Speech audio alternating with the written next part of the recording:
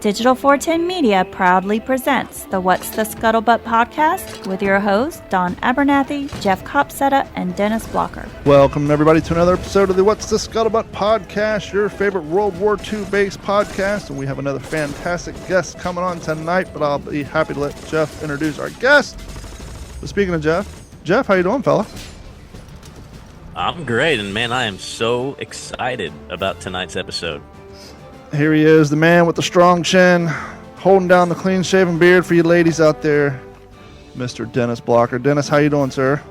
Doing good. Super stoked about tonight's episode and John, our guest tonight. Well, speaking of John, our guest tonight, go ahead, Jeff. Introduce our guest to our wonderful audience, and let's get talking in one of your favorite realms of World War II. Well, I just wish all the listeners could see how big I'm smiling right now. Yeah. So our guest tonight is somebody that I recently reached out to because I finally got a hold of his amazing book. It is a work of art. It's a thing of beauty. And we've got author John Slemp on tonight. John Slemp has just published a book called Bomber Boys. This is an in-depth look at the A2 bomber jacket, and really, it's perfect timing, right? We know what's out. We know what people are watching. We know what people are into. We know that you can't buy one of these things on eBay anymore for under $5,000. So it's a really neat topic. It's one that's near and dear to me, of course. And so it is my pleasure to introduce author John Slemp. John, thank you for joining us tonight. Thank you very much, Jess. It's a pleasure to be here. First question I got for you, John. This book, this beautiful, full-color, glossy photo montage, this book, does this have the distinction of being one of those books that kind of carries into two different realms? Is this a World War II book and a photography book? Does it have the ability to serve under both those categories in the bookstore? I don't know. In a bookstore, I guess it would, yeah, to be honest with you. I'm a commercial photographer primarily, and this is my first book. So, when you say author, I'm like, that's still kind of new for me, to be honest with you. But, it's funny. I received an email early this spring, I think February or March, from a fellow who he had seen the book last fall online, and I guess he recommended it as a Christmas present to his wife, and she did buy it for him. And he was involved in some sort of project. He's an IT guru, apparently an author himself and a well-known consultant. Anyway, he was working on a project, and he couldn't get to the book until like March. And when he looked at it, he loved it, and he sent me an email saying, hey, you need to contact a couple other folks about this book. And one of them was a fashion blog called Ivy Style. I had never heard of it. So I just, hey, was referred to you, sent him a note, and sent him some pictures and that sort of thing, and wound up sending this guy a book. He's in upstate New York, I believe. And lo and behold, in April, he did a blog post on it, on his blog, and named it the Fashion Book of the Year. And I'm like, you've got to be kidding. And I'm like, okay, we'll take that, so, and he's got 20,000 subscribers on his blog, so I don't know if it led to any sales or not, to be honest with you, but, it's a nice distinction to have, and I've been pushing it as much as I could. And also, to go to your question, at some point when the book was formulating in my mind, the thought of contacting a fashion historian to write an essay on him also popped into my head. And I finally found a young lady in New York City, Laura McLaws Helms. And when she sent me her contribution, it was 22 pages typewritten. I mean, double-spaced, no pictures. I was shocked. And I'm like, you've got to be kidding me. And she said, oh, yeah, I've probably found enough information to do my own book on the subject, the fashion aspect and cultural aspect. And so that's included in the book. So, when I wanted to make a book that I'd like to read, and Sure. It's self-published. And, I did shop it around early on to a couple of publishers. You guys might be familiar with Schiffer Publishing in Pennsylvania. They did some pretty bad books on this subject in 20, 25 years ago. And when I say bad, they're The design is not great. The photography is god awful, and they don't really have any information in there about the guys, other than this is Joe Blow. He was a navigator in XYZ bomb group. Well, that doesn't tell me anything, and I was fortunate enough when I started this. I belonged to the 8th Air Force Historical Society here in Atlanta. We have a chapter, and we still had several World War II 8th Air Force veterans. So I started doing portraits of them. And several we interviewed and that sort of thing. And it just, kind of grew like that. But once I started hearing the stories, the jackets became an appropriate way to tell these stories. And so I tried to marry it all together. And the book is the result. And you did a marvelous job marrying it all together. And for the sake of our listeners who may not be familiar or, haven't seen this, could you just kind of give us a brief synopsis of what people would expect? What is this book and what all is in it? Sure. By the way, the proper title is Bomber Boys, because there's several books called Bomber Boys out there, but I also, put a colon and then World War II flight jacket art. So that's the whole book title. So it's a brief history of the jackets initially, how they came about, the construction of the jackets and that sort of thing, because they're essentially a work jacket, even though they were leather. And the technical nomenclature is A2 summer weight flight jackets. So they were not insulated in any way. They had a silk liner initially and then a cotton liner later on because, silk was needed for other things, parachutes and et cetera during the war. So they went to cotton liners, but they were not often worn on missions because they weren't warm. The aircraft at the time, aside from the B-29, were not pressurized. So, and that didn't come along till later in the war, as you guys know. So they were not worn often on missions, although I did talk to some guys who did wear them underneath everything else they had on.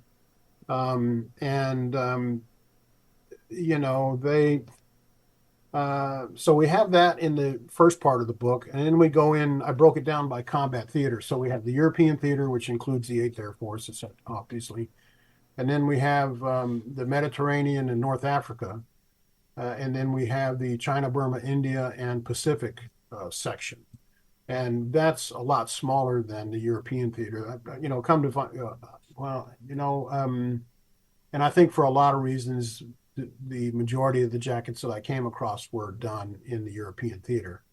And then we have the fashion section, fashion and cultural section, I should say. We have a, 3 or 4 page section written by Jeff Schrader, who's an appraiser for Antiques Roadshow. And, I put the word out on Facebook, I guess, a couple of years. I finished it in December of 2022. So that's when it was finally off the press. So I guess in, 20 or 21, I asked on Facebook, does anybody know someone who can speak authoritatively to collecting these jackets? And several people said, contact Jeff Schrader. And I'm like, well, who's Jeff Schrader? And so I finally got a hold of him and found out he was an appraiser for Antiques Roadshow. And he has his own company in Missouri called Advance Guard Militaria. And he buys and sells military equipment, so on, souvenirs, etc. And he has a small collection of A2s himself. But anyway, I got a hold of him, sent him some pictures, told him what I was doing. And he said, yeah, I'll write something up for you. And it took him a little while, but he got it done. And he did a great job, I thought. His mom was an English teacher, so there was no problem with his writing skills. And a lot of it was just common sense. If it sounds too good to be true, it probably is. Don't spend more money than you can afford to lose, things like that. And part of it was pretty funny too, to be honest with you. And then, so we have that. And I was put in touch with a young lady who has a master's in conservation. She's done work for the 390th Memorial Museum in Tucson. And I asked her, some questions, and we turned that into an FAQ in the back of the book. How do you take care of them? And one of the most pointed questions I asked her was, what's the deal with putting treatments on jackets, because you hear all kinds of stuff online. And she said, don't do it. And I said, why? And she said, well, if it's something you wear every day, a jacket, a ball glove, regular gloves, a belt, whatever, shoes, the treatment wears off. and so you have to reapply it and that sort of thing. But if you put it on a jacket and then you store the jacket, as most people do, it actually attracts dust, and the dust attracts other things. And she said basically it starts the deterioration process downhill. It actually accelerates the deterioration process. She said, don't do it. And I'm like, okay, that's all I need to know. And she's done work for the Smithsonian, American Indian Museum, I think, some pretty high-end museums. So I think she probably knows what she's talking about.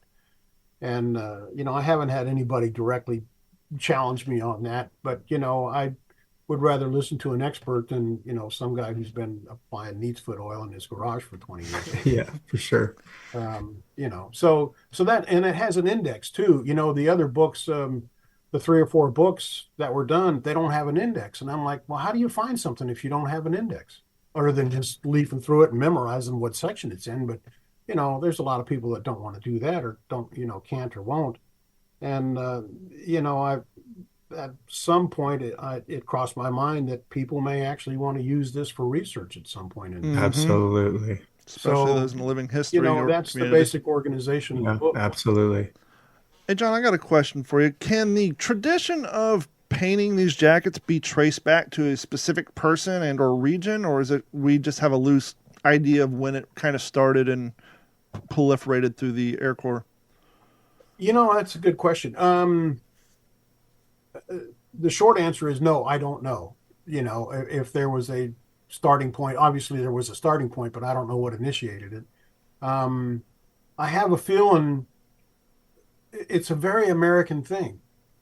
American GIs like to customize their uniforms. I mean, I don't, and I know Jeff's been in the service. I'm not sure about the other two fellows, but they put you've seen the pictures of the helmets in Vietnam, where the guys had all kinds of stuff on their camouflage covers, and that's not unusual, and from what I understand, once I started getting into this and learning about the 8th Air Force in particular, they had over 26,000 guys killed in action from 42 until the end of the war. And that's more than all Marines killed in the entire war. That's right. That really surprised me. And that's just the 8th Air Force. Being a flyer was extremely hazardous duty. So, technically, I found this out. Technically, it was against regulations to, modify the jacket. But the commanders were like, hey, there were 70% casualty rates early on in the 8th Air Force. And the guys were like, this kid may be gone tomorrow. So if he, as long as it's not obscene, for sure. He wants on his jacket, And Absolutely. something I just occurred to me just right now is it made sense that this happened during the war because we had all these guys who were either drafted or joined up. And at the time, most public marketing was done by painting. All your windows, all your signs in front of your pharmacies, all your large-scale media was hand-painted. So you have all these guys in the service who were probably painting signs or whatever. They have all this art skill. They got all the time in the world. You got these guys with these beautiful jackets and some money to burn. Hey, I understand you used to paint for FAO Schwartz in New York. Can you draw this on this jacket? Absolutely. And that's exactly what happened. I found out that a fair number of draftees had been sign painters, like you see on the glass door of XYZ law firm, and so they translate, their skills translated into painting these jackets once they got on active duty, and for a carton of cigarettes or a 6-pack of beer or whatever, paint my jacket. And I did find out one of the jackets that I photographed had been painted here in the States after he got back, but I think the majority of them were painted in theater, which also some of the jackets, especially in the 390th, I shot 32 jackets, I think, at the 390th at Pima. In Tucson at the Pima Air and Space. It's a subset. That's so cool. Yeah, it's a subset of the Pima Air and Space Museum. It's a separate museum, but it's on the grounds. Anyway, some of the jackets looked like they were incomplete. They had some bombs on there or the name of the aircraft and that sort of, and then there was a big space in the middle where it looked like, the aircraft would have been painted or some other design, and then maybe something down at the bottom. So I think there was some of that, especially near the end of the war. It's like, guy, I'm not hanging around England to get my jacket painted. I'm going home, So I think there was some of that, but the ones that were done, like the one you see in the back, they were spectacular. And that's really what attracted me early on, was just the graphic design and the color and the variety, of the artwork on the jackets. And then all these other things started bubbling to the top, and I'm like, well, maybe this will make a book. It's not surprising Absolutely. that your book was listed as a fashion guide.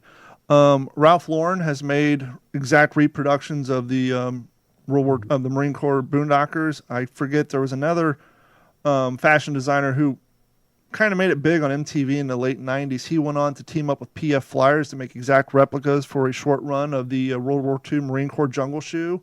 Oh, really? And so some of these high-end fashion designers, they like the World War II garments because, as we see in contemporary styles, I mean, if you look at your normal Levi jacket that's made out of denim, it's very similar to a P-41 or P-42 jacket. It's got the same buttons. The pockets are generally in the same place. They have the same cuts.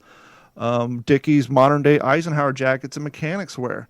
They're a lot like the M41 jackets. And so that history of the garment from the 30s and 40s definitely carry over. So it would make sense that, a fashion blog would look at your book and like, here's a beautiful example of what fashion was in this particular time for this particular demographic. So that does not surprise me at all. Yeah, it's funny you say that. That's part of what Laura covered in her essay about the fashion and cultural impact, is how it has continued up to this present day. And initially, the fashion designers weren't interested in them, so surprisingly. But then, some of the movies in the 50s came along and that sort of thing, and they started paying a little more attention. And, and I think the 60s and 70s, they started creating designs based on the A2, and they started selling it.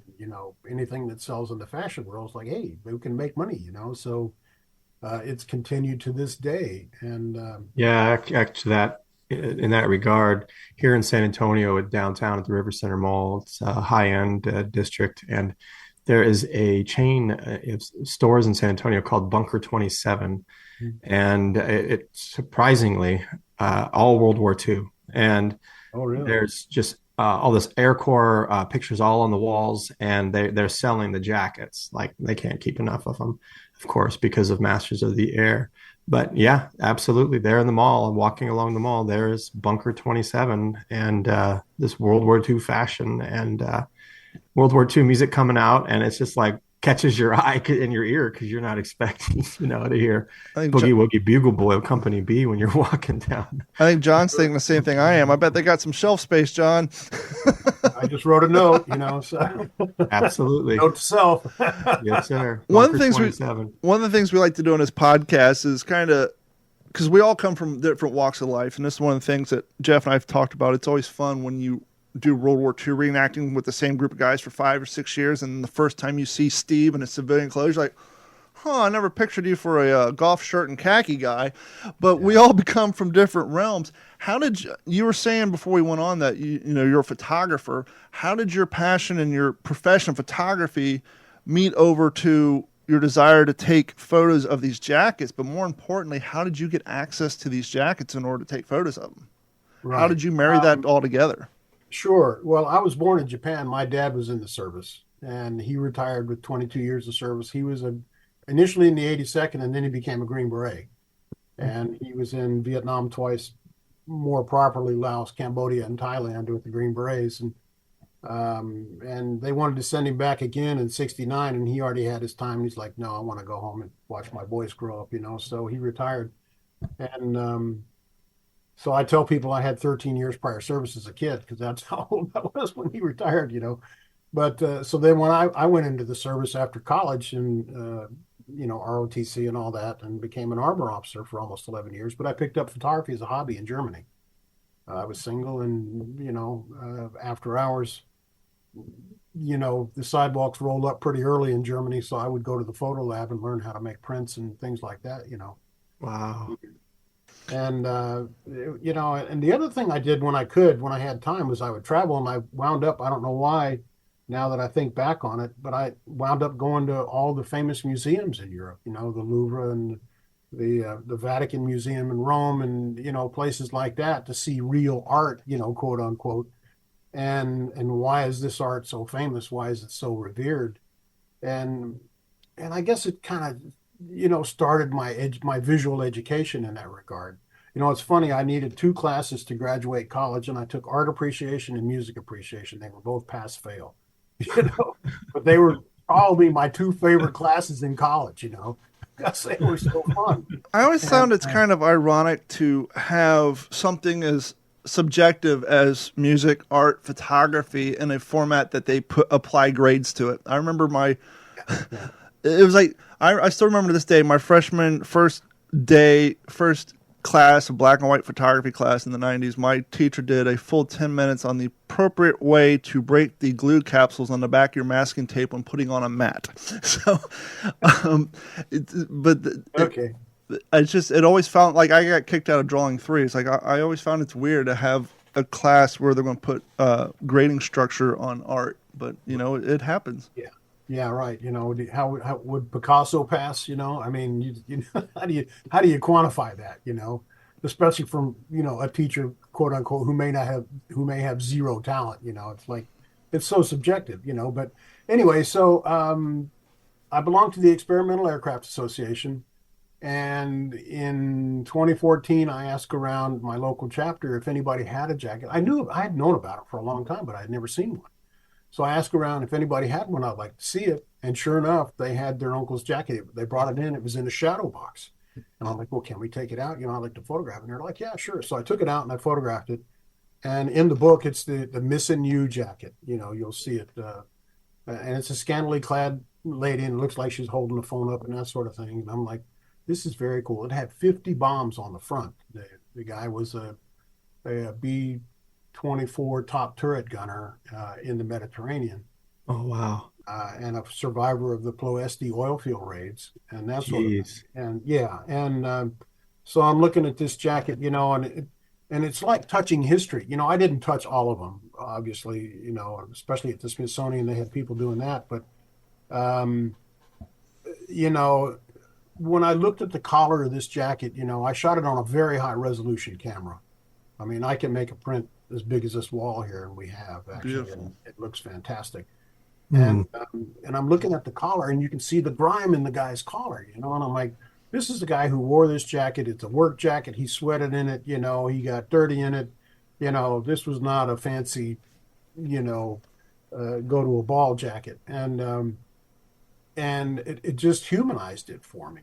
And so just for giggles, I had met Dorothy Cochran, who's a curator at the Smithsonian Air and Space Museum, a couple of years earlier through one of my clients. And I just sent her a couple of JPEGs of this jacket and say, hey, this is something I'm working on. Thought you might be interested, right? And 58 minutes later, because I checked, I got a separate email from Dr. Alex Spencer, who's their curator of the aviation clothing collection. And he said, we have 15 jackets that will work for your project. When can you be here? Wow. I was stunned. I'm like, well, okay, we're off to the races here, And so I went up there a couple months later. We shot 13 jackets, and and it was sort of magic at that point. You contact another museum and say, well, the Smithsonian let me in the door. And they're like, okay, you must be somebody, So I wound up shooting in 12 different museums across the country. The 390th, the National Museum of the U.S. Air Force. I finally got in there. I had contacted them in 2015 early on because I knew they had Jimmy Stewart's jacket. I had heard that anyway. And I wanted to shoot that. And they, kind of gave me the runaround. We want a letter from a publisher, et cetera, which I didn't have. And, we're not sure we have time or personnel to devote to this. And I'm like, okay, fine, So just for giggles, in, I think it was late 2020, a friend of mine was there, and he actually ran into the director of the museum and got his card, which he sent to me. So I contacted Mr. Tillotson and said, hey, this is something I'm working on. And I had 5 years of additional pictures at that point, Wow. And portraits and everything else. And he said, well, we actually have a PR office in New York that handles this. Contact these folks, tell them what you want to do, and we'll see. A month later, I did that. A month later, they said, sure, come on down. And they initially said, you can do 8 jackets. And I said, can we do 10? And he said, yeah, okay, so we did 10, and I could shoot it once it's all set up. I can shoot a jacket 10 minutes, 15 at the outside, so I knew it wasn't going to take all day. And but they assigned a curator to me, and we shot Jimmy Stewart's jacket. We shot Wow. and I was surprised. Roberta Carruthers, who's the collections manager, came in literally right after we had photographed his jacket. His was the first one, and she said, your request actually did us a favor. And I'm like, really? How so? And she said it prompted us to get our hands on these jackets. Some of them were in storage and some of them were in display cases. And she said in Jimmy's jacket, for example, his jacket hadn't been out of the display case only twice since 1968. Wow. And I'm Goodness. like, so that means nobody else has this picture. Yeah. Which sure. is why it's not online. I got a request the other day for the picture, and I'm like, no, sorry, I'm not sending it out. I've done a detail of the patch, but not the whole jacket, because I know it'll be ripped off immediately. And so, which is something I'm pretty sensitive to be honest with you, as you might imagine. Yeah, you worked hard to get that access. Well, not only that, it's just it's people just have such a casual, lax attitude about the whole thing. And they don't realize sure. they're taking money out of my pocket, literally. Gas money or bread money or whatever you want to call it. Money to pay my bills. And I wouldn't go up and say, give me a gallon of gas for free. I mean, For they'd sure. knock it out of the park. So anyway, so we shot there. We shot at the San Diego Air and Space Museum. I got one jacket there. I got one jacket in a private collection in El Cajon, which is just 9 miles down the road from San Diego. Let's see. We did 8 jackets, I think, at the 475th Fighter Group, which is a subset of the Planes of Fame Museum in Chino, California, which is pretty famous. And I shot 2 jackets at the Lowndes County Historical Society, which is a little tiny county, Valdosta, South Georgia. It's like 3.5, 4 hours from here south. You're still in Georgia. Yeah. Anyway, We do a nice reenactment up there at right outside of Valdosta. and what is it, Moody, I think? Oh, Moody Air Force Base? I can't remember. No, we actually did it at the Patton Boy Scout Camp in Lakeland, Georgia, right north of Valdosta. Okay. Called Lakeland. It's out at the Patton Boy Scout Camp. We I see. held an event there a few times. Weird question, but it has merit. Sure. Jeff and I can attest to this. Anybody who's listening to this podcast who does living history or work at museums who collect militaria, web gear, tents, blankets, they all have their own unique smell. You can easily distinguish a original haversack from a reproduction just based on the smell. Mm-hmm. As you started shooting these jackets, did you notice that the leather and the silk liners, they all kind of had a similar historical smell? Can you sit in your room right now and recall that smell of those jackets? I think the smell had pretty much gone from these jackets. I mean, they're some of them 80 years old now, so I think that aspect had gone, but definitely the texture, and you can tell. I mean, I remember that canvas smell from my dad, on his web belt and things like that. I remember that distinctly, so I know exactly what you're talking about, but no, I didn't smell that too much, but Smells like freedom. yeah, really, yeah. But one thing I did notice was that if the jackets weren't, so for instance, in the 475th Fighter Group, which is in Chino, which is way east LA, a dry environment, they had basically a big Quonset hut, and they have a airworthy P-38 was flown by one of their pilots, painted up like one of their pilots. And they store it in that hangar, so to speak. But they also just had some wooden cases around the perimeter with glass facades, but there was no climate control at all, from what I could tell. And when we took those jackets out of the case, and I put them on a light box, I made a 4 foot by 4 foot light box, essentially. It was a foot off the ground, and I would get up on a ladder and shoot down on the jackets. But these jackets, I mean, they were flaky. I mean, Yeah. they were literally crumbling, in my hands. So I tried not to handle them too much, but and that's the thing I try and get across to some of these museums is that they're going to turn to dust one day, So if you don't photograph them or preserve them in some visual manner like this, you're not going to have anything to fall back on, so to speak. John, was there a moment where you kind of had to pinch yourself? Was there any of those kind of moments where you couldn't believe you were lucky enough to be there? Yeah, a little bit, I mean, especially with Jimmy Stewart's jacket, I mean, he's such an iconic character and he's a personal hero, movie actor and, the real deal as far as a combat pilot and that sort of thing.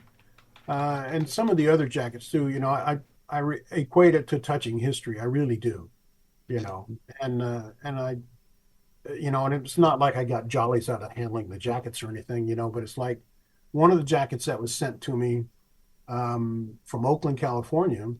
The son, who's a fine art painter, he and his wife both had done a ton of research on his dad's personal history. And he found a picture of his dad standing on the ramp in England wearing this jacket that I photographed. And he's standing next to General Doolittle.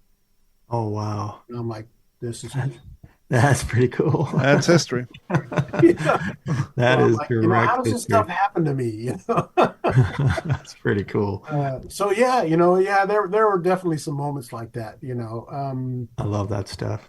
yeah, and but I've heard my main specialty for the last, I don't know, 15 years or so has been aviation. So you hear these generally rich guys, who own these P-51s and these fighter planes and so on. Tom Cruise. They're basically just caretakers of history, really, and it's probably a nice big fat tax write-off, if I know anything, but I don't know that for a fact, but that's my guess.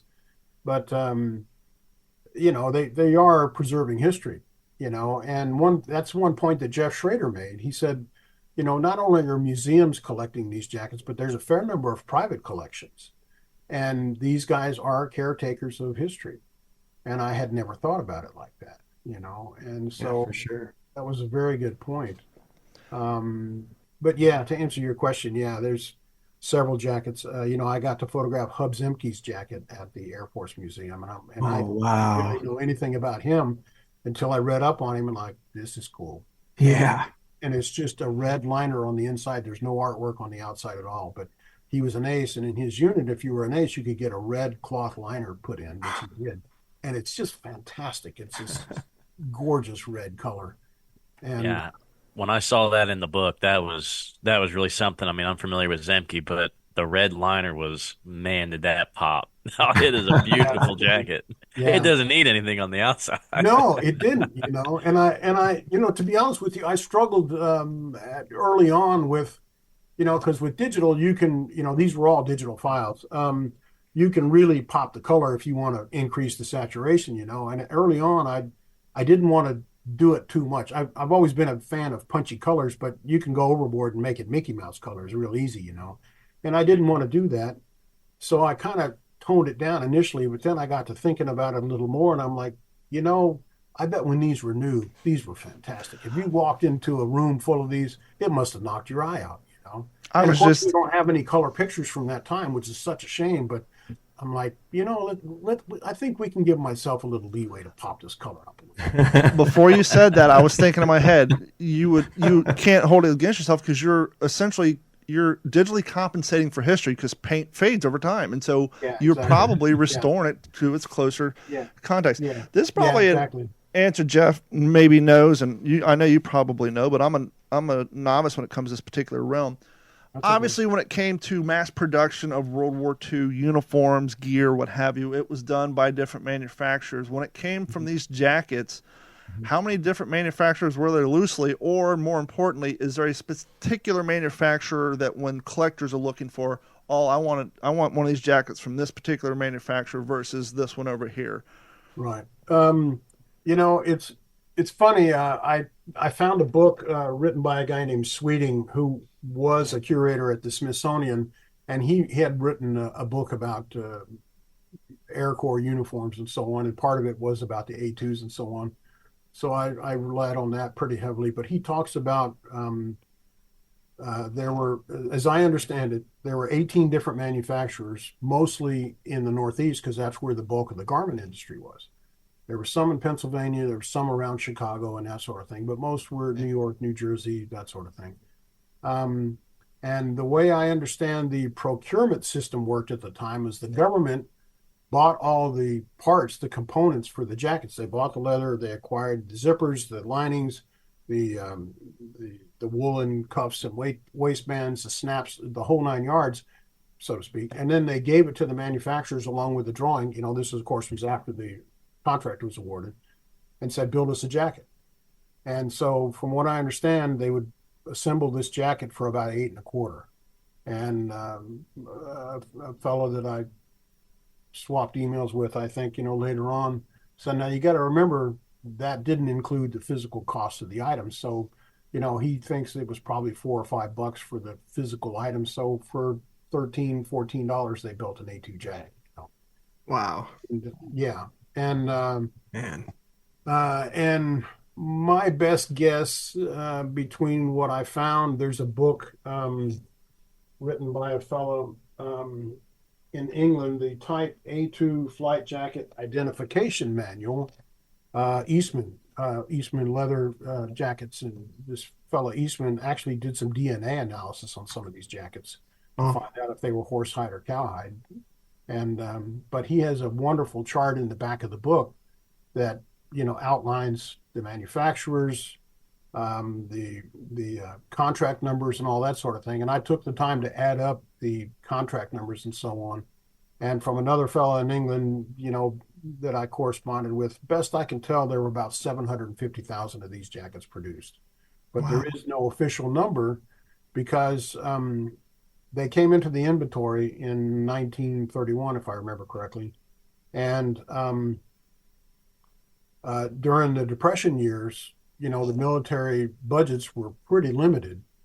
And there were several years, where they bought 500 jackets. And there were several years there were no records kept. So if they bought jackets, we don't know how many they bought, and that sort of thing. And I tried to find that out. I even went so far as to trying to find out, several of the jackets have an AN stamp on there with a number, which was the inspector's, signature, so to speak. And I'd love to find a list of who the inspectors were, and maybe see if they have any ancestors who have, records that they might have kept, something like that. You could probably go pretty far down a rabbit hole if you really wanted to pursue it, but, and I even thought about trying to find some of the physical buildings where these jackets were manufactured, but I think most of those are gone now too. So from what I could tell, about 18 different manufacturers. And the one that comes to mind as far as,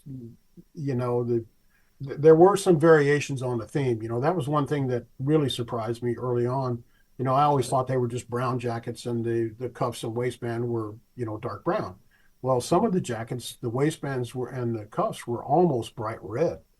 And it was just the dye that the manufacturer used. So there were some variations. There were also some variations on the cut of the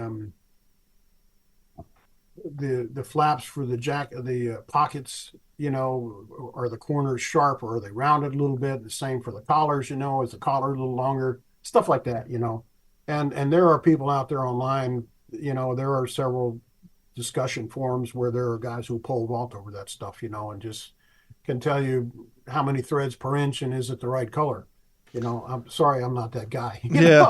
I don't want to be that guy, It's funny, a friend of mine several years ago, who's a photographer, he said, when this book comes out, you're going to become the jacket guy. And I'm like, I don't really want to be the jacket guy.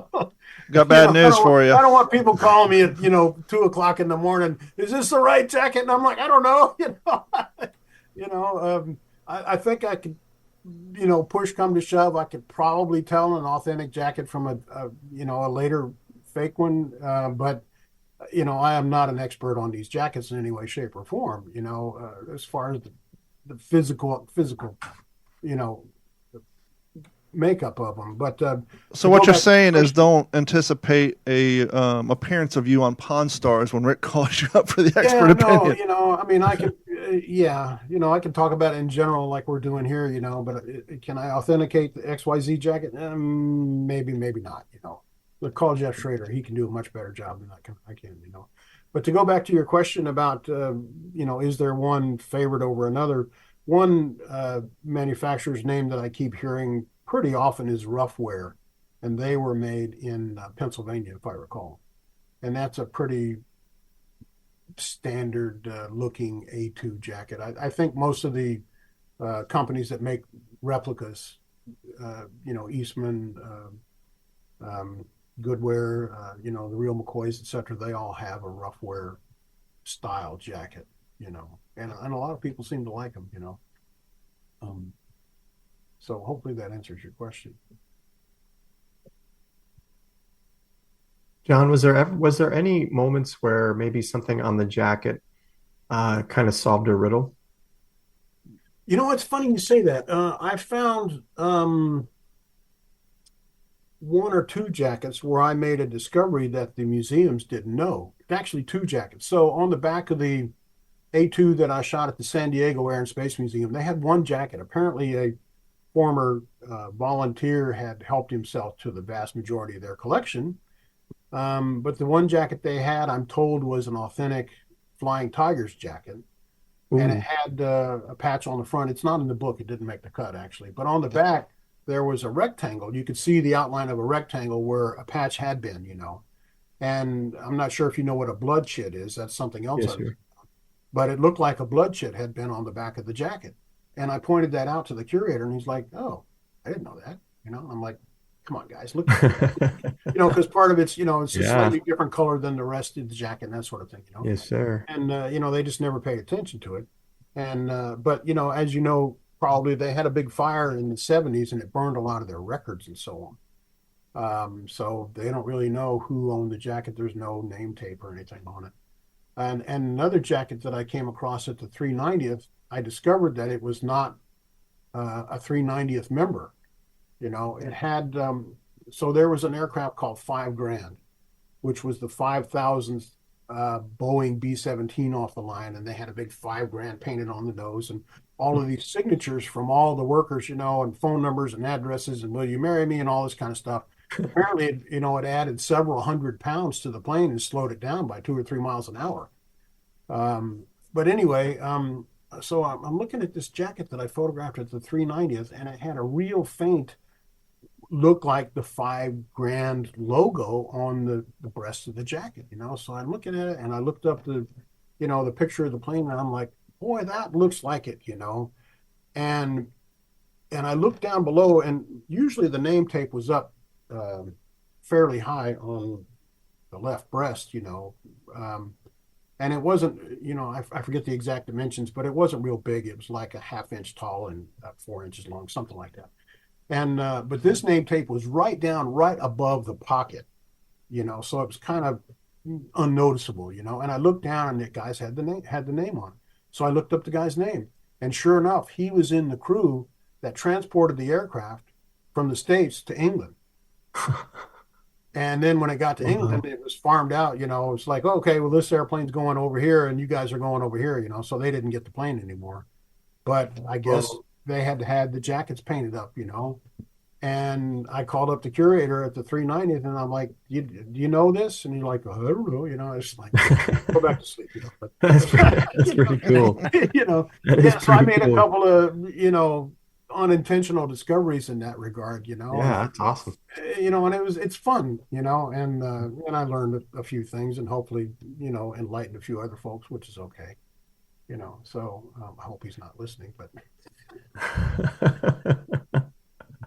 c'est la vie and deja vu and all that, So anyway, is there?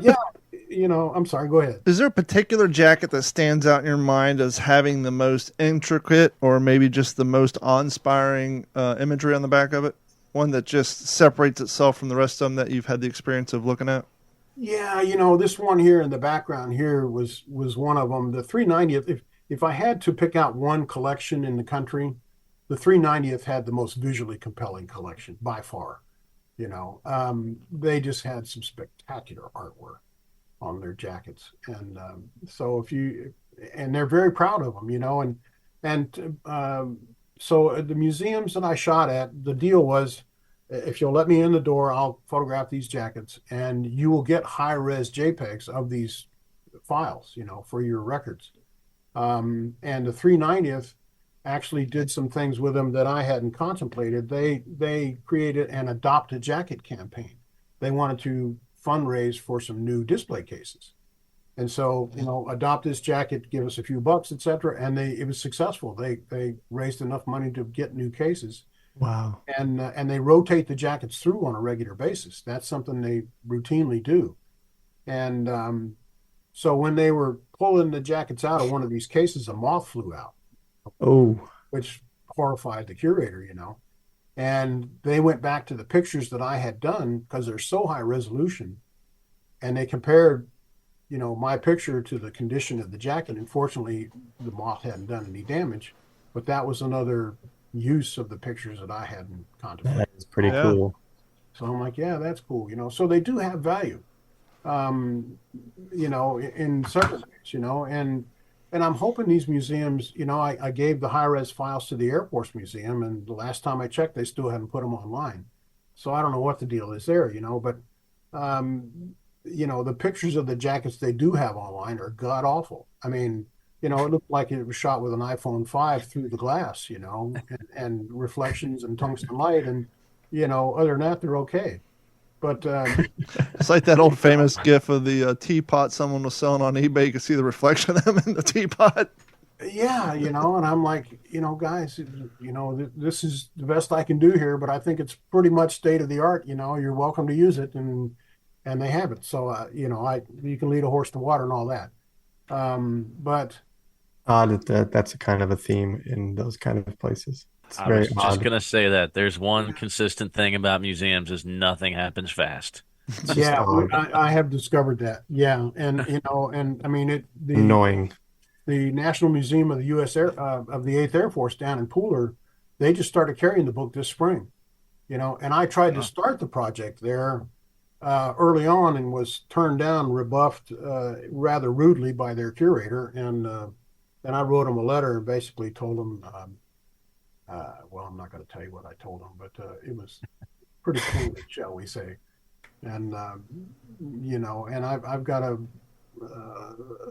marketing guru that I hired to help promote the book, and she's basically got them convinced now that they need to hire me to come and shoot their jackets, which would be, sweet retribution. Because I'm told, they have upwards of 160 jackets themselves. That'd be a whole nother book. I know one of the guys that I photographed in the book, his actual jacket is in the museum, Punchy Powell. In the portrait that I did of him, he's wearing a replica, but, I have seen his jacket in the display case there. And, and they're just undergoing, I think, a $12 million expansion and so on.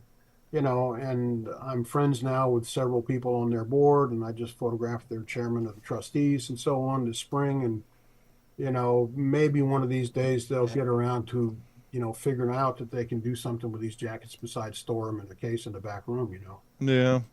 But they're not doing any good, where they are now. And, so,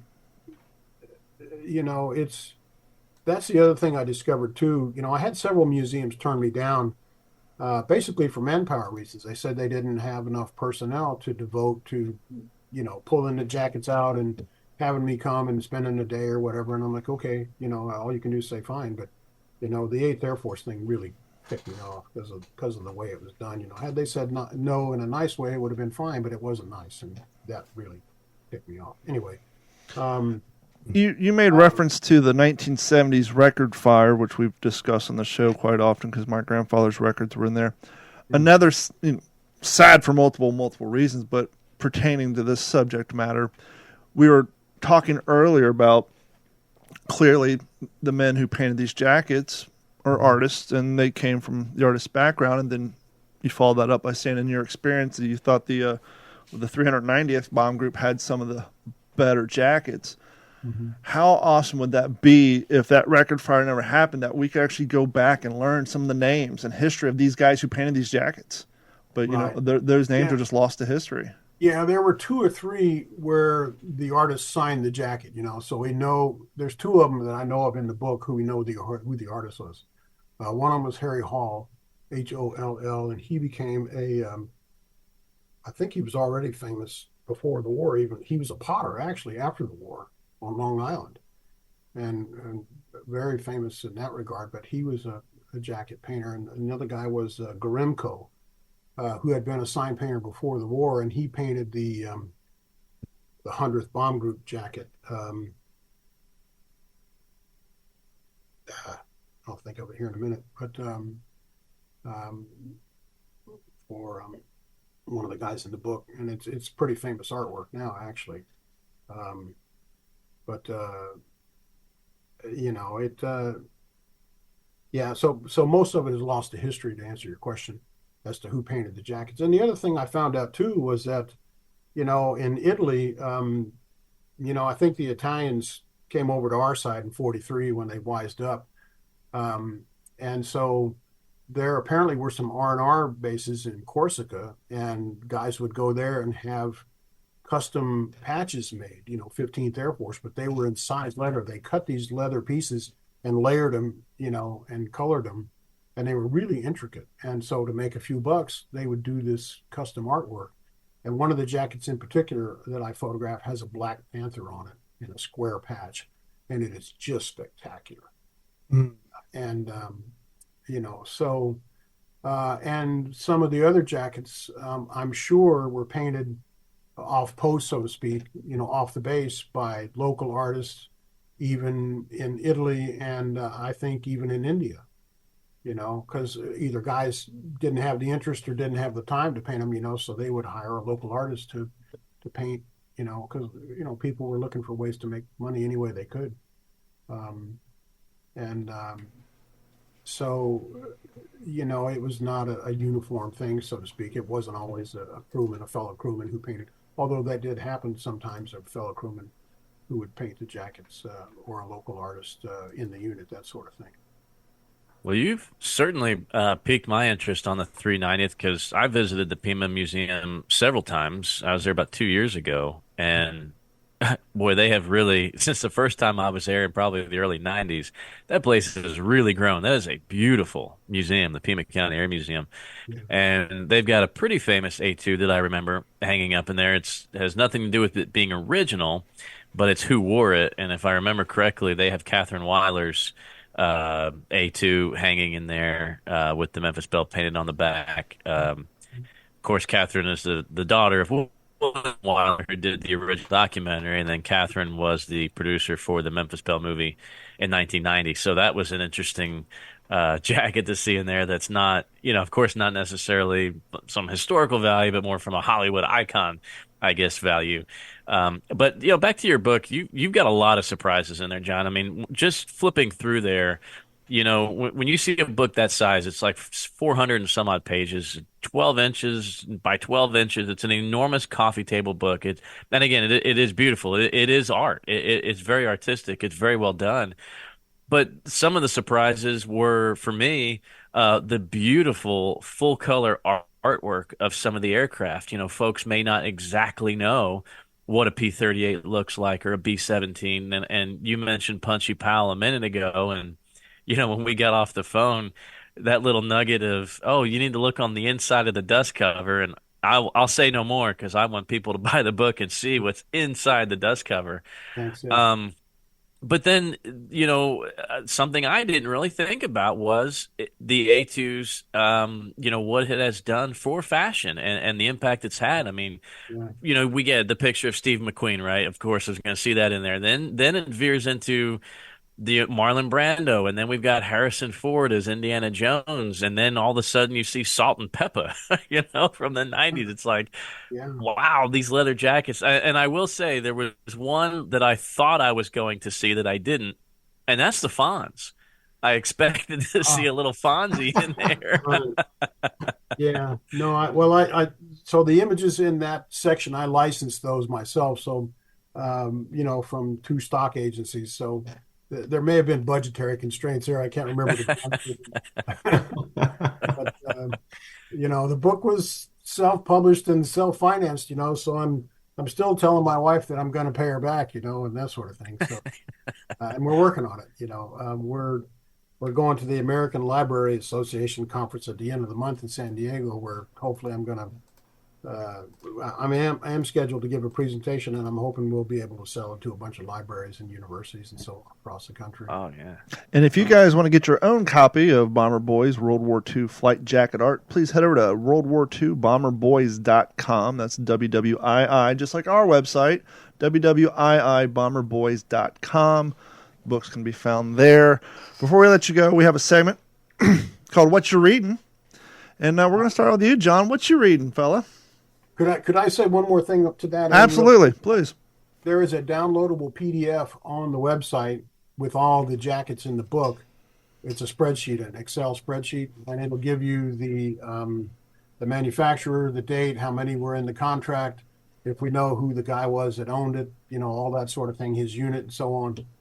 So that's free to download on the website, And as always, as you're listening to this on your favorite podcast app, head over to WTSPWWII.com, and on the homepage there will be a photo going along with this episode. Click on that. It'll take you to our website where we'll have links to the website where you can purchase the book, John's social media links, and all that good stuff as well.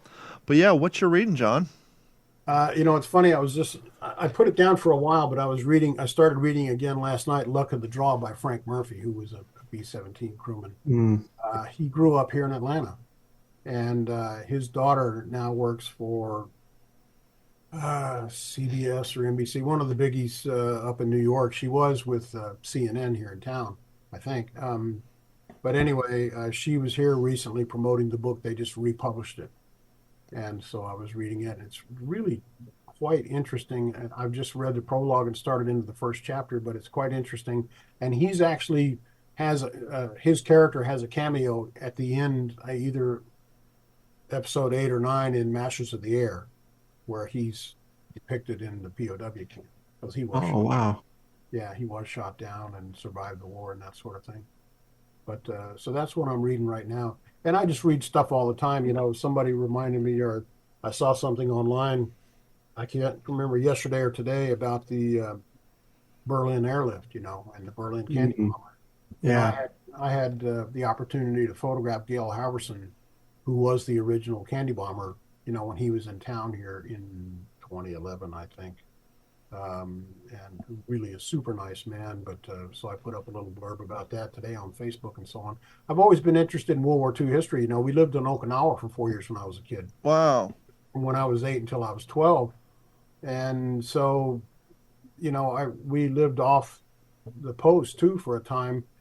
And essentially there was a 1-lane road leading up the side of the hill where we lived. And I remember some EOD guys walking up the hill one day.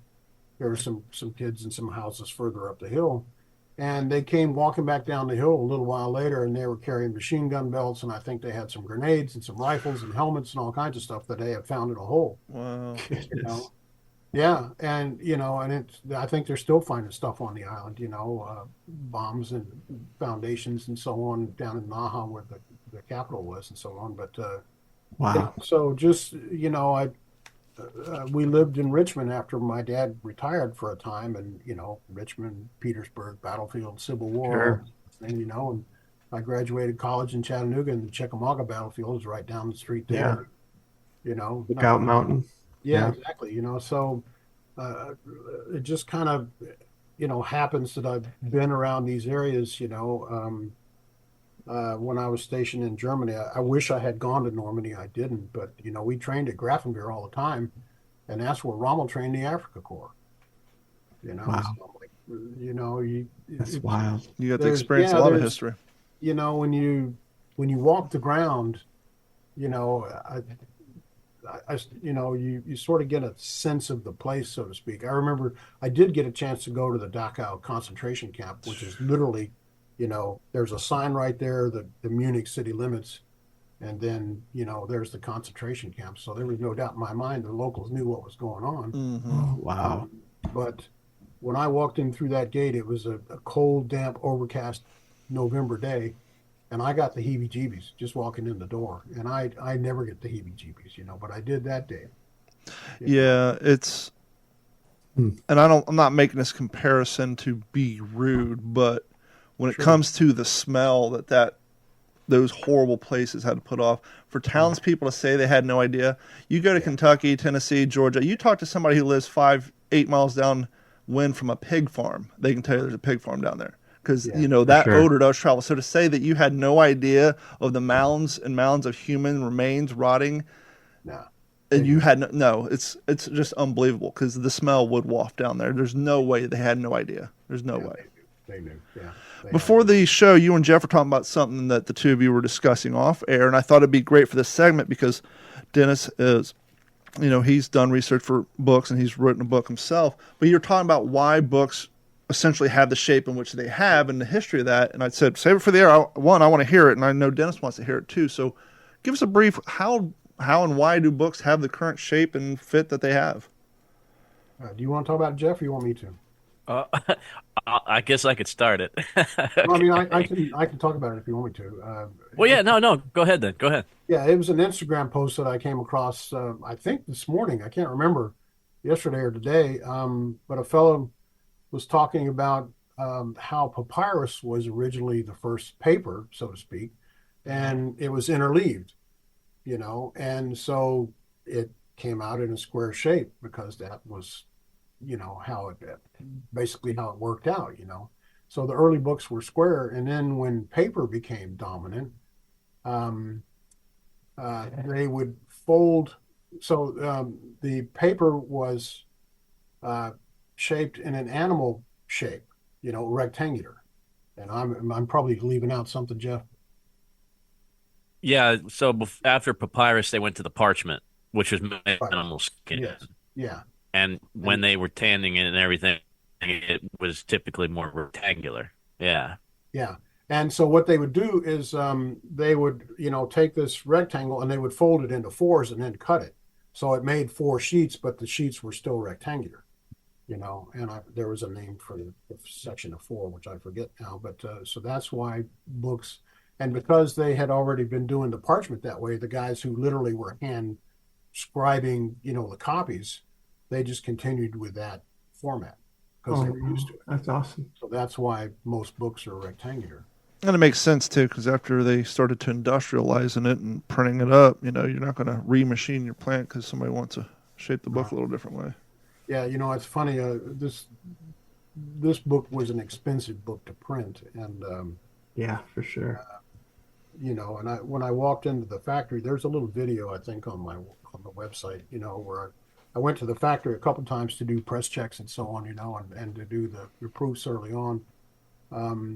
And you walk out on the floor and you literally see pallets full of paper, and I'm like, and it had Slemp on it, and I'm like, oh. This is what I'm buying, and, and they were just reams awesome. And reams and reams of paper, and yeah, that's a cool thing. Yeah, so we had 5,000 books printed, I could have stopped at 2,500, but it wasn't that much more to go to 5,000, and I don't know, maybe I'm nuts, who knows, but I'm hoping that as it gets out into the world. We've sent 3 to Australia, and I just sent 1 to South Africa, and I got a note from the guy the other day, who just loves it. We've only gotten 5-star reviews on the website. That's awesome. We sent it off to a company called Blue Ink Reviews this spring that does independent book reviews, and it got a starred review, which apparently only 5% of the books there get. And so the Fashion Book of the Year, it's won silver in 2 international graphic design competitions, so, if it's the only book I ever do, I think I'll be pretty happy with, with the mark I left in that regard. Absolutely. When we were shopping it around early on, and I only got lukewarm response, to be honest with you. And this was long before Masters of the Air. I didn't even know that was ongoing, It's just a total coincidence that this came out at the same time, essentially. But, it occurred to me that even if somebody had said, yes, it's going to go into a queue, it's going to be a year before they get to it, and then there's going to be their considerations, and recommendations on how many pages and the layout and what pictures to put in there and all that. And I'm like, heck with it. I know what I want in the book. And I didn't want to compromise, so to speak. Yeah, for sure. And so, I contacted Darren Guillory, who's the graphic designer. He and I had worked together on an advertising job in 2014. Fabulous designer. And I told him what I was doing, and he got excited. He said, "I want to do this, and I'll do it for free." Nice. And I said, "No." I said, "No, you won't do it for free." And there's two reasons. One, you're a pro, you need to get paid. And two, I want it done in this lifetime. No weekend and holidays and all that. Yeah, exactly. Free and fast don't go together. Yeah, so that's what we did. And Hey, John. yes, There was my dad and I did a book series together about his time in Iraq and then Afghanistan with War Dogs, and we self-published out of Akron, Ohio, and we took the trip. We drove up there, and I gotta say, and I'm really curious to see if you had the same feeling, but to see the pages go down those machines, just and we had the guy that run the company owned it. We inspired him, and he actually set up cameras and filmed the cover going just hundreds, just pop, pop, pop, pop, pop, pop, pop, pop, pop. And Dad and I'm even getting goosebumps right now because the multiple hours sitting there typing and editing and formulating in our minds, and then to see it on the presses. I mean, magical. Yeah. It's a 398 page book. If you count the index and all that stuff, and it literally consumed my 2022. I spent about the first 3 or 4 months getting the text all together, and then I sent it to Darren, and he probably spent 3 months laying it out, nonstop, full time, right? And I didn't really make a lot of changes. He's a fabulous designer, and I liked his instincts on it. And I'm like, this looks great to me, let's go with it. And when we got to that stage, I turned it over to a copy editor, and she's a professional proofreader, And by the time we got through that, she made over 1,500 changes to the text, mostly punctuation that I had long forgotten since high school and things like that. Sure. Not too many, grammatical changes, fortunately. I said to Jill, I thought I was a pretty good writer. She said, "You are." And I'm like, "Well, you could have fooled me." but she said, "Well, if you don't want to do the changes, don't put my name on it. But, this is my recommendation." I'm like, No, we'll do it. I just had a little hard time at first wrapping my head around it. Yeah, that's tough. We took the time, we got it done, and then I sent it to the press, and they did proofs, and I went down in October, and we spent 7 hours straight going through all 398 pages, just looking at color and making, there were a few typos. We fixed that, and then I sent it to the professional indexer, and she did that in 2 weeks, fortunately, and then it went to press, and by the time it went through the press, the rest of October and November, and then the cover being put on it and all that, it was literally the week before Christmas before I got it. But well, I would say the proof is in the pudding, and to see Jeff's reaction, because Jeff is a pretty laid back combat veteran, and to see how excited he was about that book. I mean, you definitely struck a chord there, I would say. Yeah, thank you. And before I forget, Don, you mentioned the illustrations. So at one point I got to thinking there's probably a lot of people these days that don't know what a B-17 looks like, or a P-38 or whatever. And I had seen the picture of Punchy Powell's airplane, in a small format somewhere, and I contacted the artist. His name is John Mollison, and he's in Dakota, I think it's North Dakota, and I asked him if I could use it in the book, and he said no. And I'm like, okay, well, I got to respect that. And he said, "I'll tell you why." He said, "I did that 20 years ago, and I can do it better now. Let me do," and I had sent him some pictures, told him what I was doing. He said, Wow. "Let me do a new one for you." Wow. That's cool. That's cool. That's the one that's in the book. And we got to talking, and I said, "Well, can I license these other ones from you?" And he said, "No, you can use them for free." That's awesome. I was shocked. So there's 7 or 8. There's a Stearman, B-17, P-38, P-51.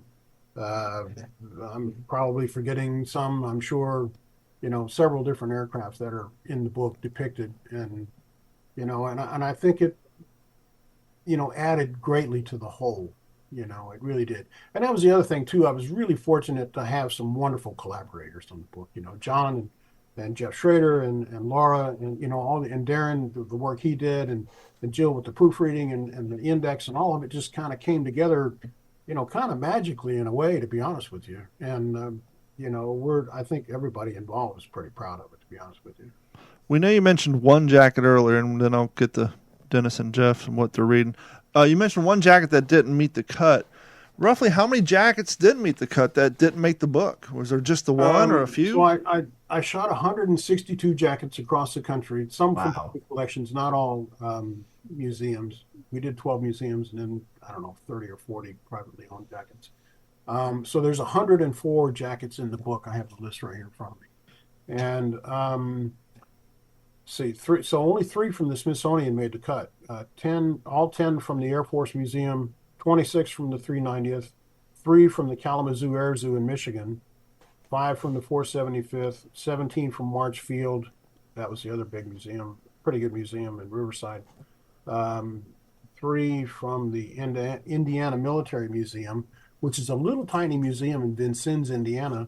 They had 2 jackets that were associated with the atomic bomb mission. Wow. Oh, man. One of them is the tail gunner on the Enola Gay.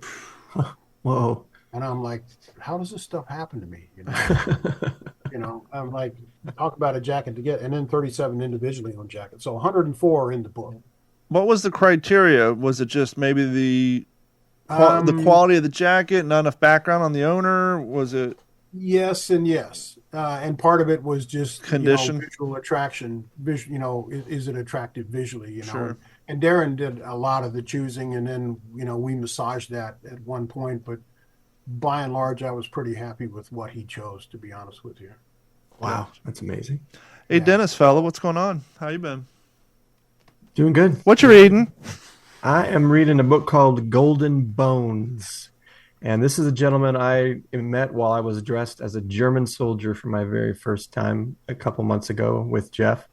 And I was walking the perimeter because that's what you do as a German. And this guy pulled over in his car and he came out and he was like, "Can I get my photograph with you?" And I was like, "Sure." And he was just so impressed. He just never thought he'd see a crowd walking the perimeter in our old Brooks Field. And so we walk over there, and then he starts talking to me, and turns out he was the U.S. ambassador to the UN for both President Bush's.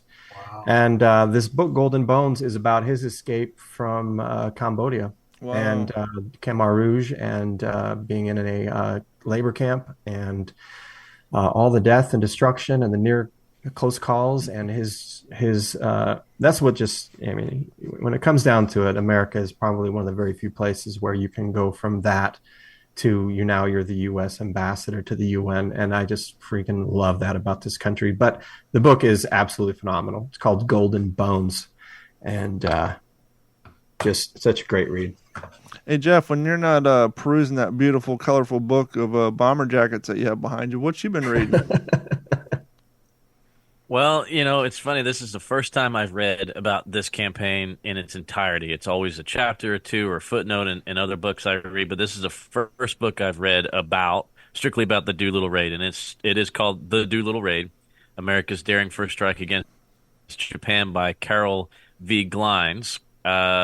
Basic synopsis was it was the biggest gamble of World War II, but Lieutenant Colonel James H. Jimmy Doolittle's legendary bombing raid on Japan gave America the morale boost it needed in the wake of Pearl Harbor. This is the full story told by the Doolittle Raiders official historian. And it definitely shows when you read this, because you can tell the author, or he'll tell you in the pages that these were from personal interviews, not just from the raiders themselves, but from several of the Chinese that ended up helping them, and some of the missionaries that were over there in China as well.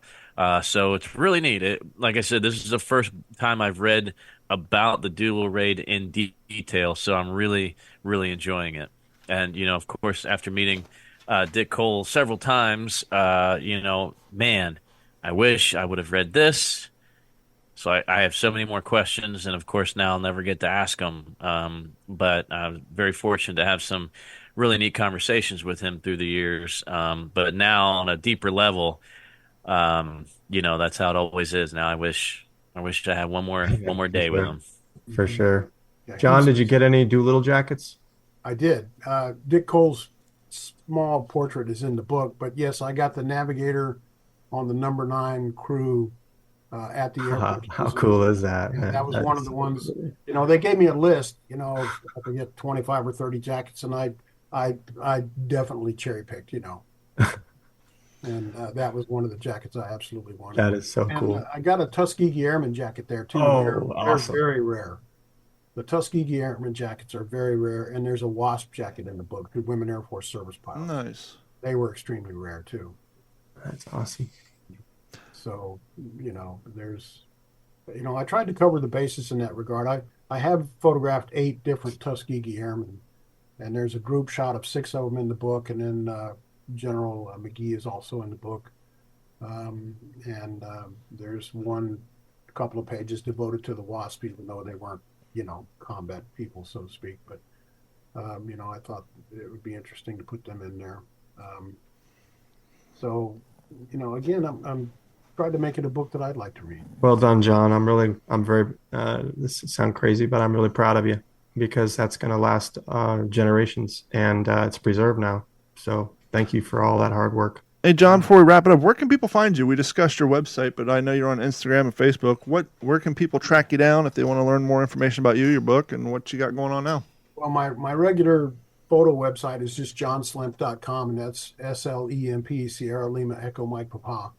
And then the WWII bomberboys.com is the book website. And from there, we have a YouTube channel too now. I never thought I'd have a YouTube channel, but we have several interviews on there with me, but also some of the veterans, and they're pretty illuminating too. Nice. So those are the two main, to be honest with you, I'm not a huge social media guy for lots of reasons. I guess I'm too old to get excited about it. Yeah, but it's almost required nowadays. Yeah, exactly. So Yeah, I for sure. participate in that regard. But, I could spend 24 hours a day doing social media, if I let it take my life over. But, I've got other things to do. Fish the Yeah, catch. sure.